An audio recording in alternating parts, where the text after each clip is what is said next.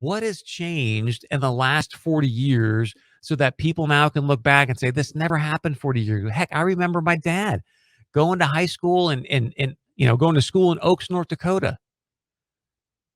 There's a lot of hunting that goes on in Oaks, North Dakota, right? He would literally show up to school with his shotgun. So as soon as school was out, they could go out and get some birds. It never crossed anybody's mind that, oh my gosh, there's a shotgun in a student locker. What are we going to do about it? Well, it wasn't even in their universe. Wasn't even in their universe. Students, and many of you that listen to the show right now, you remember these days.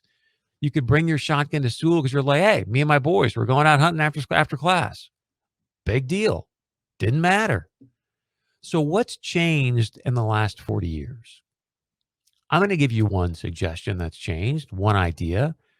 And it goes back to the 9 black robes that we've talked about many, many times that seem to be running this nation as of late because everybody wants to be a derelict of their own personal responsibilities within the legislature, within the executive department of this nation. So they all defer to the 9 black robes. So the thing that I would suggest to you that has changed dramatically in the last 40, actually more years than that since this decision, but you may remember it was June, which we're coming up on. It was June of 1963. The Supreme Court said that legally or officially mandated Bible reading or prayer in public school was deemed unconstitutional.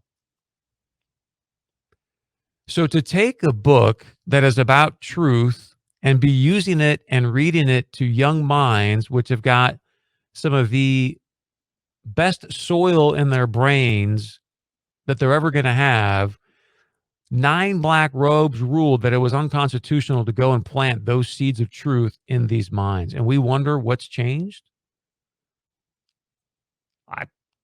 For those of you that are parents, those of you that are grandparents, let me give you some options. Would you rather have teachers, administrators showing up to your school and talking about, thou shalt not kill, thou shalt not covet?